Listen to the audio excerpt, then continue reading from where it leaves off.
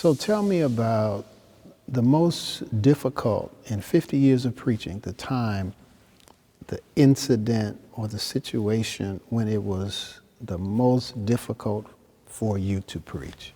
Oh, though there have been many, the one that looms the largest was the death of one of my dear friends, Congressman Elijah Cummings. Mm-hmm.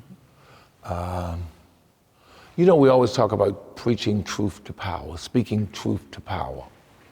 It's a great line, and many of us have heard it over and over. The only problem is seldom do we actually speak truth to power. We speak truth to powerless people. Mm. More often than not, we're speaking truth to the powerless.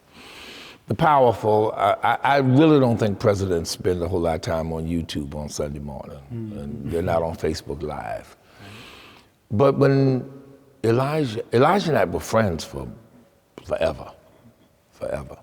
I remember when he was not even in politics, and when he went to Congress, and God put him in Congress. There's no doubt in my mind, God put him in Congress. He started out in obscure positions. And even when he was made member of the House Oversight Committee, it was not looked at as something significant. But he made it significant. Mm. He turned it from a book jacket to a book.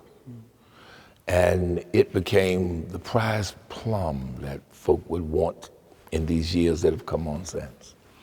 And then he died. He came to church every Sunday. Mm. He and his wife, Maya Rocky Moore Cummings, in church every Sunday, every Sunday. I watched him go down, and I was there the day before he died. It was a sad moment for me. But then when he died, the funeral took on international scope. Folk were calling from everywhere, and Congress came in large numbers. I wrestled with what am I going to preach? How am I going to preach this? And I written my sermon out. Of course, that day, with all of the cameras and everything, and I could not download it to my iPad.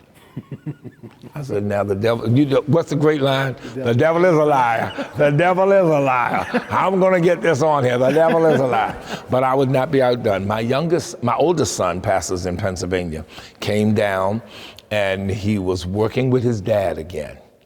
He got my sermon printed out and got it ready for me, and I was all set. I'm sitting there with my manuscript on the pulpit. Claude Alexander sitting beside me on this side. Dwayne Dedman is on this side. And Claude sees me take out my pen, and I start writing. And Claude leans over to me and says, "You are not doing what I think you're doing." I said, "I think I'm doing what you think I'm doing."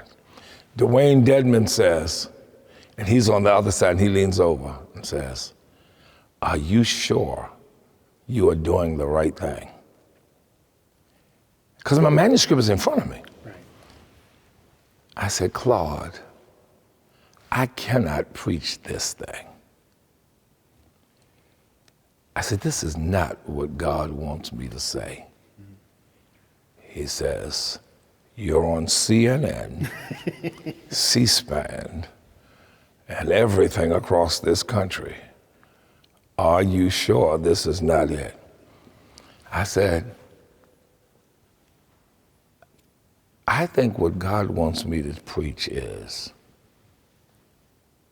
why Elijah Cummings brought you to church." Claude said, "Well, I think at that rate, you better preach that." Dwayne said, "Oh God, here we go." And so I preached why Elijah brought you to church, why he wanted you to come to church. That was the toughest moment, and yet one of the freest preaching moments I ever had in my life, because the answer, what we talked about earlier today.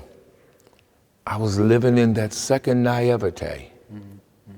I didn't need to be critically profound and lambast the congressmen and senators. I needed to let them know why one of theirs wanted you here. He could have had the funeral at the convention center, in Washington, anywhere, but he wanted you to come to his church.